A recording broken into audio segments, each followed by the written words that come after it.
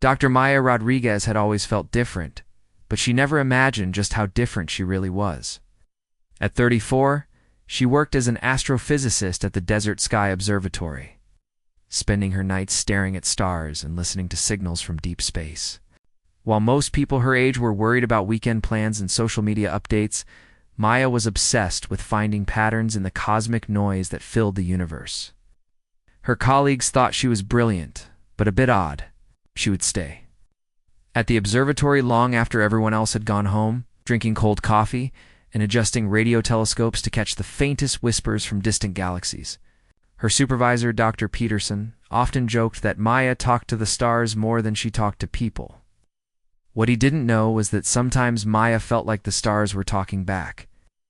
Growing up in New Mexico, Maya had spent countless nights on her grandmother's porch, listening to old stories about visitors from the sky. Her grandmother, Rosa, was a respected elder in their community and had a reputation for knowing things before they happened.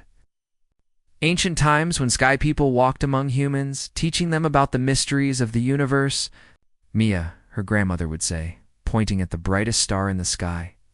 Someday you will understand why you see things others cannot see. The gift runs in our family, but in you, it is stronger than it has ever been, Maya had always assumed. These were just beautiful stories, the kind that grandmothers tell to make children feel special.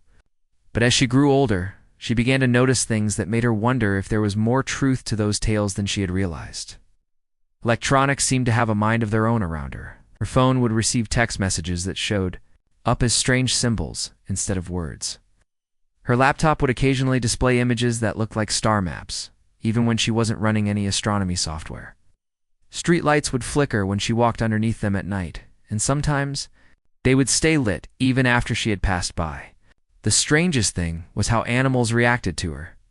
Dogs would stop barking and just stare at her with an almost human-like intelligence in their eyes. Birds would follow her car on long drives, flying in perfect formation above her vehicle. Even wild animals seemed drawn to her presence. Once during a camping trip, a family of deer had approached her tent and simply stood there for hours, as if they were keeping watch. Maya had learned to keep these incidents to herself.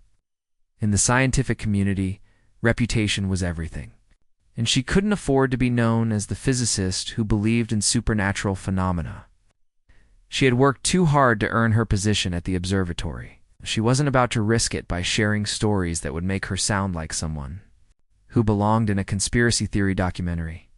But the incidents were becoming more frequent and more intense. Sometimes she would wake up in the middle of the night with the absolute certainty that something important was about to happen. She would check her equipment and find that one of the radio telescopes had picked up an unusual signal, or that a meteor shower was beginning hours earlier than predicted. Her dreams were becoming more vivid too. Almost every night, she would find herself standing in vast spaces filled with swirling galaxies and strange, beautiful lights. In these dreams, she could hear voices speaking in languages she didn't recognize, but somehow she understood every word.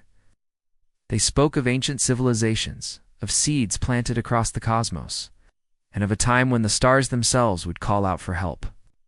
Maya had started keeping a dream journal, writing down everything she could remember as soon as she woke up. The pages were filled with descriptions of impossible cities built from crystallized starlight, of beings who could travel between dimensions as easily as walking from one room to another, and of a great darkness that was slowly spreading across the universe, consuming everything in its path. The real change began 3 months ago, during what should have been a routine night shift. Maya was alone in the observatory, analyzing data from a deep space survey, when her equipment started behaving in ways that defied every law of physics she knew. The radio telescope was picking up a signal that seemed to be coming from everywhere and nowhere at once. At first, she thought it was interference from a satellite, or maybe a problem with the equipment. But as she worked to isolate the signal, she realized that it was responding to her presence. When she moved closer to the control panel, the signal got stronger. When she stepped away, it faded. Most impossibly, when she placed her hand directly on the console, the signal became so clear that she could almost make out patterns within the cosmic noise. The signal wasn't random static from space. It was structured, complex, and it seemed to be trying to communicate something. Maya spent the entire night working with the data, and by dawn she had discovered something that made her question everything. She thought she knew about the universe. Hidden within the signal were mathematical sequences that described the exact layout of her own DNA.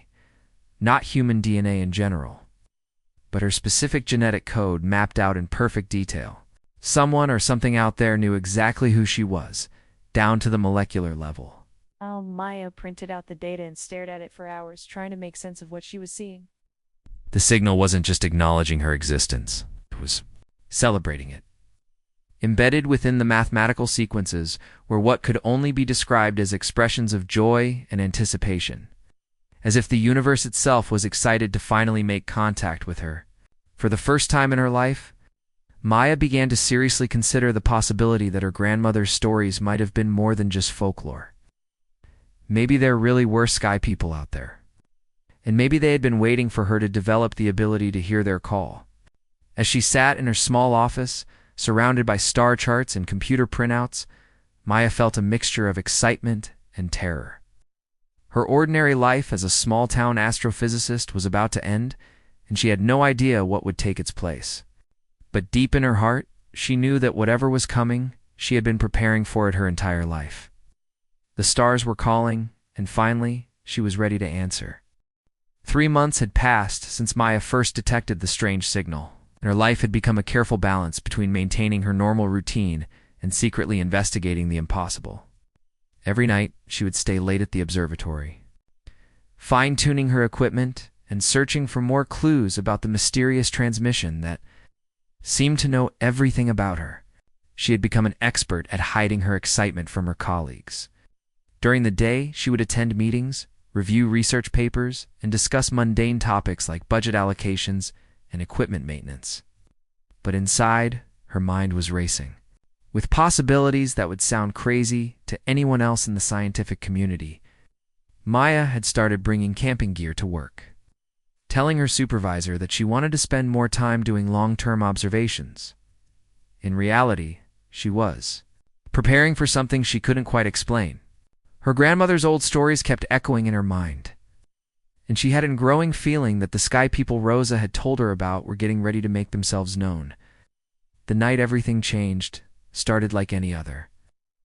In the observatory, monitoring 3 different radio telescopes simultaneously.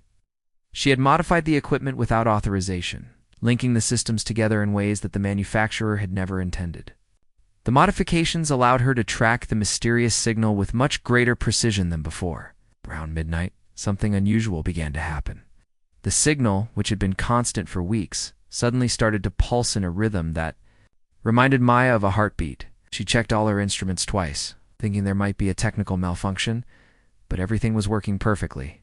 The signal was actually changing, becoming more complex and more purposeful. Maya felt a strange tingling sensation in her fingertips as she adjusted the controls. The feeling spread up her arms and across her entire body, like electricity flowing. Through her nervous system, instead of being painful, it was oddly comforting, as if her body was recognizing something it had been waiting for all her life. Then, without any warning, the desert sky began to change. Maya stepped outside the observatory building and looked up to see something that made her question her own sanity. The stars were moving, rearranging themselves into patterns that spelled out mathematical equations in languages she had never seen before. The equations were beautiful and complex, describing relationships between time, space, and consciousness that human science had never discovered. As she watched in amazement, a soft light began to appear on the horizon. At first, Maya thought it might be the headlights of a car driving across the desert, but the light was moving too smoothly and too silently. It approached the observatory with a grace that seemed almost alive, pulsing gently with the same rhythm as the radio signal she had been tracking. The light resolved into a craft that defied every expectation Maya had about what a spacecraft should look like. Instead of metal and engines, it appeared to be made of crystallized starlight, shifting and flowing like liquid mercury, but maintaining a definite shape. The craft was about the size of a small building, but it moved with the delicate precision of a soap bubble floating on a gentle breeze. Maya felt no fear as the craft settled silently onto the ground near the observatory. Instead, she experienced a profound sense of homecoming.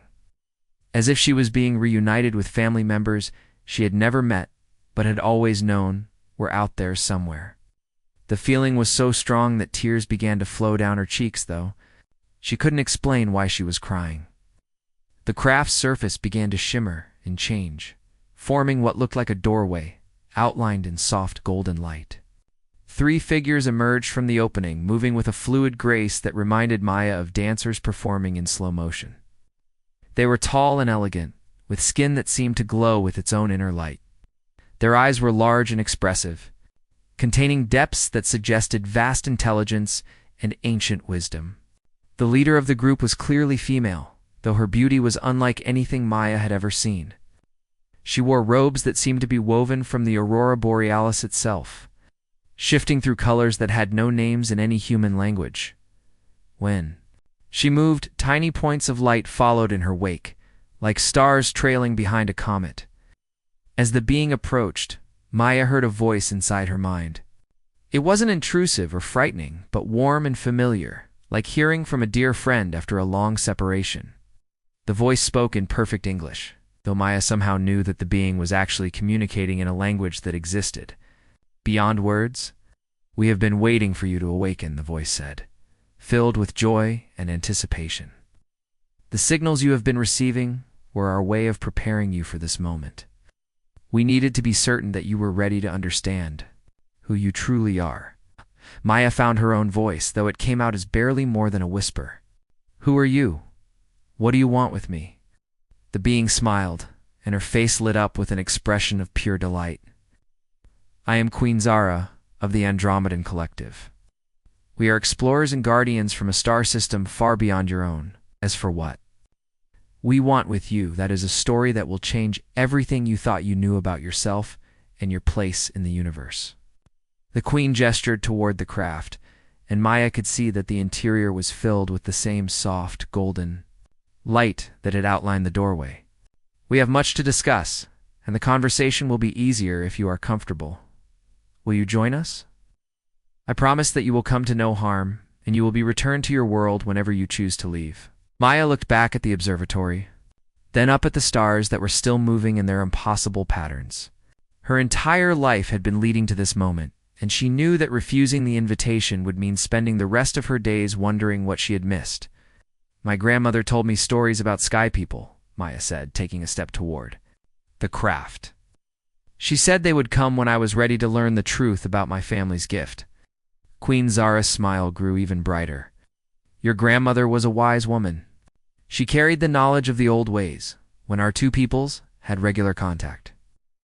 The gift she spoke of is indeed real, and it is far more powerful than you have yet realized." As Maya walked toward the craft, she felt the same tingling sensation she had experienced earlier, but now it was accompanied by a sense of profound rightness. This was her destiny, the reason she had always felt different from everyone around her. The stars had been calling to her all her life, and now she was finally answering that call. The moment she stepped inside the craft, Maya's understanding of reality began to expand in ways that would have been impossible to imagine just hours before. The universe was far stranger and more wonderful than she had ever dreamed, and she was about to discover that she had a role to play in its future that would challenge everything she thought she knew about what it meant to be human. Inside the craft, Maya felt like she had stepped into a living dream. The walls pulsed gently with warm light, and the air itself seemed to sparkle with tiny points of energy. Everything was smooth and curved, as if the entire ship had been grown, rather than built. Queen Zara led her to a circular room where comfortable seats seemed to form themselves out of the floor as they approached. "Please sit," Queen Zara said, her mental voice now accompanied by gentle gestures. "What I am about to show you may be difficult to accept, but it is essential that you understand the situation we all face." Maya settled into the chair, which adjusted itself perfectly to her body. The moment she was comfortable, the walls around them became transparent, revealing a view of space that took her breath away. She could see Earth below them, looking small and fragile against the vast darkness. But they were also surrounded by what looked like an entire fleet of similar craft, each one glowing with its own unique pattern of lights. "We are not alone in visiting your world," Queen Zara explained. "Representatives from 12 different star systems have gathered here, all because of you. The situation in our galaxy has become desperate, and ancient prophecies speak of a human who would emerge with the power to help us." Maya shook her head, feeling overwhelmed. "I'm just a scientist, study radio signals and write research papers. I don't have any special powers that could help entire civilizations." Queen Zara smiled sadly. "That is what your people have been taught to believe. But the truth is that humans carry within them the genetic heritage of the most powerful civilization that ever existed in this galaxy. Your ancestors were known as the Builders, and they created the foundation upon which all life in our region of space was established." The Queen gestured, and the transparent walls began to show images that seemed to come from Maya's own dreams. She saw vast cities that sparkled like jewels among the stars, beings of incredible beauty and wisdom working together to plant the seeds of life on countless worlds, and technologies that seemed to operate on principles that human science had never discovered. "Millions of years ago, the Builders realized that they were facing extinction," Queen Zara continued. "Not from war or disease, but from a force that threatened to unmake reality itself. Before they disappeared, they encoded their knowledge and abilities into the genetic structure of younger species, hoping that someday, when the ancient threat returned, there would be someone capable of using their techniques to fight it." Maya watched in fascination as the images showed the Builders working with early humans, teaching them to see patterns in the stars and to sense the deeper connections that linked all living things. She recognized some of the techniques from her grandmother's stories, rituals, and practices that had been passed down through generations of her family. "The threat they feared has returned," Queen Zara said, her mental voice taking on a note of urgency. "We call it the Void Consumer, and it has been moving through our galaxy for the past 1,000 years, erasing entire star systems from existence. It doesn't simply destroy planets and stars, it removes them from reality itself, as if they had never existed at all." The images changed to show the Consumer's advance across the galaxy. Maya watched in horror as thriving solar systems simply vanished, leaving behind regions of space that seemed darker than the darkness around them. The entity moved slowly but relentlessly, consuming everything in its path and growing stronger. With each system, it devoured. "We have tried everything," Queen Zara explained. "Our most advanced weapons, our most powerful technologies, our greatest minds working together for centuries. Nothing we do can even slow it down. The Consumer exists partially outside of normal space and time, which makes it immune to conventional methods of attack." Maya felt a chill run down her spine. "How long do we have? How long before it reaches Earth?" "At its current rate of advance, perhaps 20% of your years," Queen Zara replied. "But that assumes it maintains its present speed. Recent observations suggest that it may be accelerating, feeding on the energy of the systems it consumes to move faster through space." The Queen showed Maya a star map that highlighted the Consumer's path through the galaxy. Earth was directly in its route, along with dozens of other inhabited worlds. Maya could see that entire civilizations were facing extinction, billions of lives hanging in the balance. "But there is hope," Queen Zara said, her mental voice brightening slightly. "The Builders left behind more than just genetic memories. They created tools and techniques that can manipulate what they called the deep structure, the underlying framework that holds reality together. These abilities can only be used by someone who carries their genetic heritage, and according to our records, you are the first human to be born with the complete sequence." Maya stared at the star map, trying to process the enormous responsibility that was being placed on her shoulders. "You're saying that I'm supposed to fight this thing? This Consumer that has defeated entire civilizations?" "Fight, Queen." Zara corrected, "Transform. The Builders' techniques don't work through violence or force. They work by rewriting the fundamental rules that govern how matter and energy behave. With proper training, you could create barriers that the Consumer cannot cross, or even find ways to heal the damage it has already caused." The Queen stood and walked to the transparent wall, gazing out at the fleet of ships that surrounded them. Every species represented here has lost worlds to the consumer. The Andromedans, the Centauri Federation, the Crystal Singers of Vega, the Quantum Dancers of Arcturus, all of us have been driven back again and again. Watching our homes disappear into nothingness, Maya joined her at the wall, looking out at the alien ships. Each one was different, reflecting the unique nature of its builders, but all of them shared the same sense of desperate hope. She could feel the weight of their expectations, the accumulated grief of thousands of lost worlds. "What happens if I say no?" Maya asked quietly. Queen Zara was silent for a long moment. "Then we continue fighting with the weapons we have, knowing that we will eventually lose. The consumer will continue its advance, and one by one, every light in the galaxy will be extinguished. Your Earth will be just another casualty in a war that has already claimed too many victims." Maya thought about her grandmother, about the stories of sky people who had once walked among humans as teachers and friends. She thought about her colleagues at the observatory, her friends and family, all the people on Earth who had no idea that their world was facing a threat beyond their worst nightmares. "If I agree to help," Maya said slowly, "what would I have to do?" Queen Zara turned to face her, and Maya could see tears of liquid light flowing down the alien's luminous cheeks. "You would have to become something more than human, but without losing your humanity. You would need to learn to see the universe as the builders saw it, to think in ways that no human mind has ever thought before. It would be the most difficult thing anyone has ever attempted. And there is no guarantee that you would survive the transformation." Maya looked back at Earth, so small and peaceful in the darkness. She thought about all the people down there, going about their daily lives, unaware that their entire existence hung in the balance.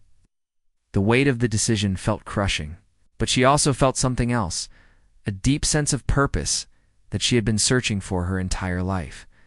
"When do we start?" Maya asked. For the first time since they had met, Queen Zara smiled with pure joy. "Right now, if you are ready. But I must warn you, once we begin, there will be no going back. The person you are now will be changed forever. And the Maya Rodriguez who returns to Earth will be someone completely different." Maya took a deep breath and nodded. "I understand. Let's save the galaxy." Maya's training began immediately, but it was unlike anything she had ever experienced. Queen Zara led her to a special chamber deep within the ship, where the walls seemed to be made of flowing starlight and the air itself hummed with ancient energy. The moment Maya stepped inside, she felt her consciousness expand in ways that made her dizzy with wonder. "The first lesson," Queen Zara explained, "is learning to see the universe as it truly is, not as your human senses have taught. You too perceive it. Everything you think you know about reality is just the surface of something far deeper and more complex." Maya sat cross-legged on a cushion that felt like it was made of solidified moonlight, while Queen Zara began to teach her techniques that had been developed millions of years ago by the builders. The process was exhausting and exhilarating at the same time. Maya felt like she was learning to use muscles she never knew she had, stretching her mind in directions she hadn't known existed. At first, the training was frustrating. Maya would reach out with her consciousness, trying to touch what Queen Zara called the deep structure, only to feel nothing but empty space.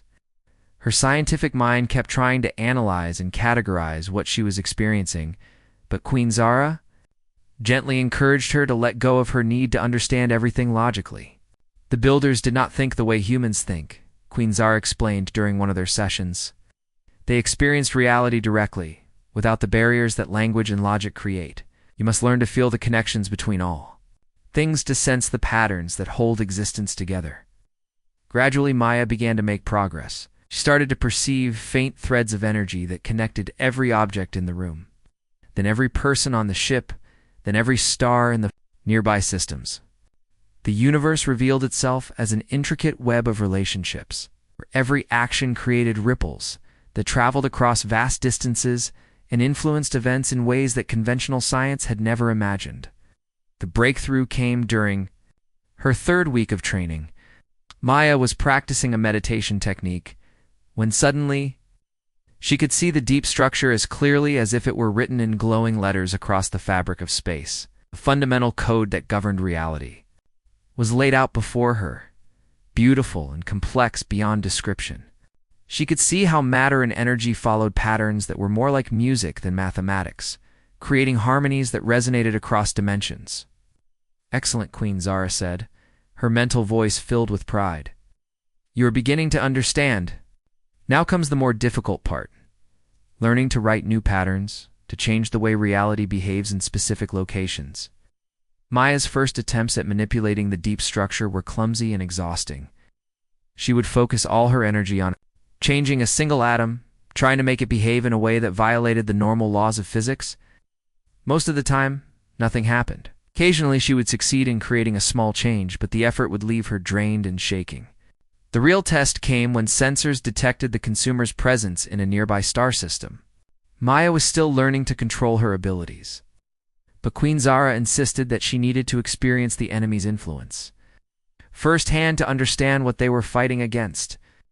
The fleet traveled to the edge of the threatened system, where Maya got her first direct look at the consumer's work. The entity itself was invisible, but its effects were terrifying to witness. Stars were flickering like candles in a wind, their light becoming dimmer and more unstable as the consumer fed on their energy. Planets were beginning to phase in and out of existence, as if reality itself was becoming uncertain about whether they should exist. "Can you feel it?" Quinzar asked, as they watched a small moon simply vanish from existence. The consumer doesn't just destroy things, it erases them from the pattern of reality, removing them from the deep structure. So, completely that it becomes impossible to remember they ever existed. Maya reached out with her newly awakened senses and immediately recoiled in horror. The consumer's influence felt like a wound in reality itself, or a place where the beautiful patterns she had learned to perceive were being torn apart and replaced with emptiness. It was actively unwriting the code that held the universe together, leaving behind regions of space where nothing could exist. "I have to try," Maya said, her voice trembling with determination. "Those people down there, they don't deserve to just disappear like they never mattered." Queen Zara nodded gravely. "Remember, you are not trying to fight the consumer directly. You're trying to strengthen the reality around it, to make the patterns so stable that it cannot unwrite them." Maya closed her eyes and reached out with her consciousness touching the deep structure around the threatened star system. She could feel the consumer's influence, like acid eating through fabric, destroying everything it touched.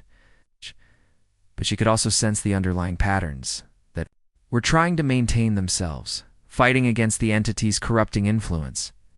Working with delicate precision, Maya began to reinforce the cosmic code around the star system. She strengthened the connections between matter and energy, making the patterns more resistant to the consumer's attempts to erase them. The process required her to think in ways that strained her human mind to its limits, but she persevered, driven by the knowledge that billions of lives depended on her success. For 3 days, Maya worked without rest, pouring all her energy into maintaining the barrier she had created around the star system. She was dimly aware of Queen Zara and the other aliens monitoring her vital signs, but most of her consciousness was focused on the cosmic-scale battle taking place at the level of fundamental reality. The consumer was intelligent, Maya realized. With growing alarm, it wasn't just a mindless force of destruction. It was actively trying to find weaknesses in her defenses, probing for ways to break through the reinforced patterns she had created. Every time she strengthened one area, it would shift its attack to another location, forcing her to constantly adapt her strategy. On the 4th day, Maya's body finally gave out. She collapsed unconscious, her mind completely exhausted from the effort of maintaining the reality barrier. For 72 hours, she lay in a healing chamber while alien medical technology worked to repair the damage that pushing her abilities beyond their limits had caused. When she finally woke up, Queen Zara was sitting beside her, tears of joy streaming down her luminous face. "You did it," she said.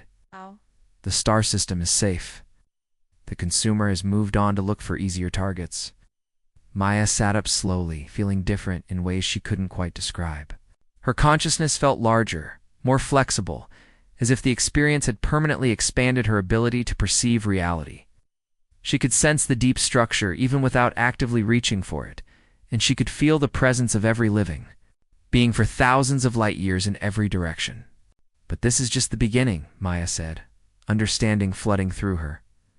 The consumer is learning from what I did. It's adapting, finding new ways to attack the patterns I created. Next time, it will be harder to stop. Queen Zara nodded. Grimly, that is why we must prepare for the final confrontation. The consumer is not just a force of destruction. It is a fragment of the builder's own consciousness, corrupted and twisted by eons of isolation and despair. To truly stop it, you will need to do more than just strengthen reality's defenses. We will need to heal the ancient wound that created it in the first place. Maya looked out at the stars, feeling the weight of destiny settling on her shoulders. She was no longer just a human scientist studying radio signals in a desert observatory. She had become something new, something that existed at the intersection of human determination and cosmic power. The final battle was approaching, and she would need every ounce of strength and wisdom she could gather to face what was coming. The universe was counting on her, and she would not let it down. 6 months had passed since Maya's first victory against the consumer, and she had grown stronger with each passing day. The alien fleet had become her second home, and she had learned to navigate between worlds as easily as walking from room to room. But despite her growing abilities, she could feel the consumer's influence spreading faster across the galaxy, as if her interference had somehow made it more aggressive. Queen Zara had been preparing her for what they both knew was coming, a final confrontation that would determine the fate of every living being in the galaxy. The other alien civilizations had gathered their remaining fleets, creating a massive armada that stretched across several star systems. Maya understood that all their ships and weapons would be useless in the battle to come. The consumer has reached the galactic core, Queen Zara announced during an emergency council meeting. It's feeding on the central black hole's energy, growing stronger than we ever imagined possible. If it completes its transformation there, it will be able to consume the entire galaxy in a matter of years. Maya stood before the assembled representatives of 12 different species, feeling the weight of their desperate hope.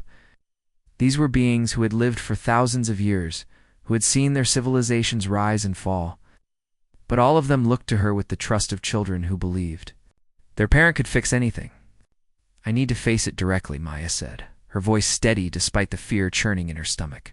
Not with barriers or defenses, but in the deep structure itself. I need to understand what it really is, and why it's doing this. The council erupted in concerned voices, with several species expressing their alarm at such a dangerous plan. But Maya had already made her decision. Over the past months, she had been experiencing dreams that felt more like memories, visions, of the ancient builders and their final days. She was beginning to understand that the consumer wasn't just a random force of destruction. Queen Zara approached her after the meeting, her luminous features showing deep concern. Maya, what you're proposing is essentially suicide. No consciousness has ever survived direct contact with the consumer.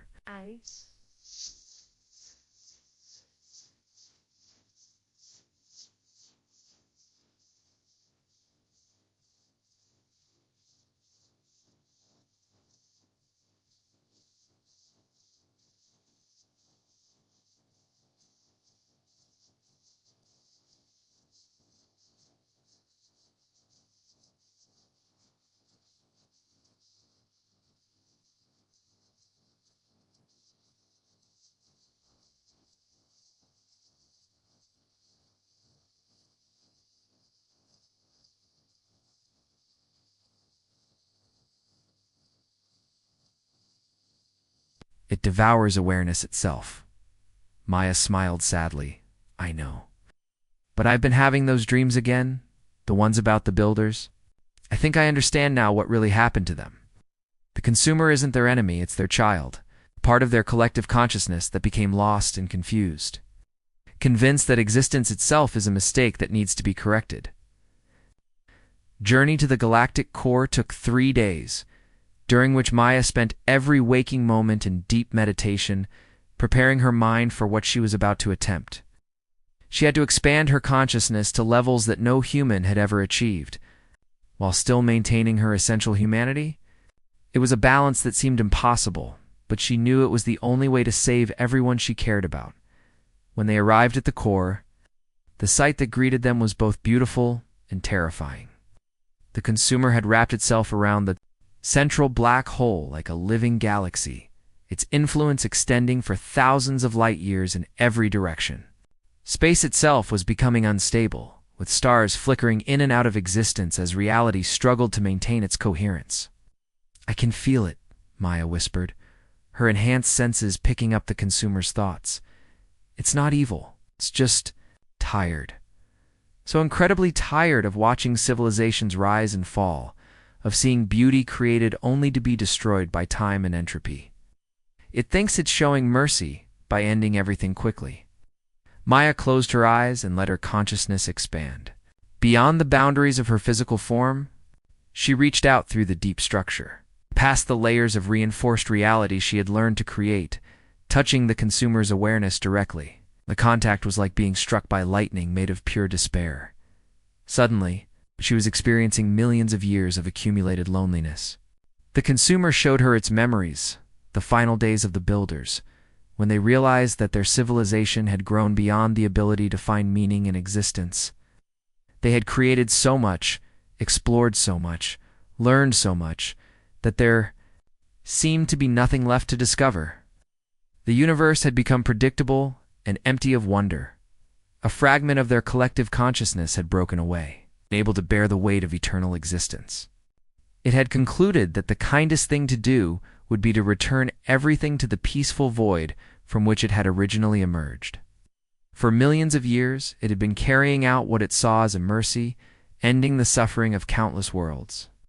By removing them from existence entirely, "I understand," Maya said, her mental voice cutting through the consumer's anguish. "You're not a monster. You're just a part of the builders that got lost along the way. But you're wrong about existence being meaningless. I can show you what you've forgotten." The consumer's attention focused on her with an intensity that threatened to shatter her mind. "You are young," it replied, its voice carrying the weight of eons. "You have not yet experienced the crushing emptiness that comes with true knowledge. In time, you too will understand that existence is nothing but an elaborate form of suffering."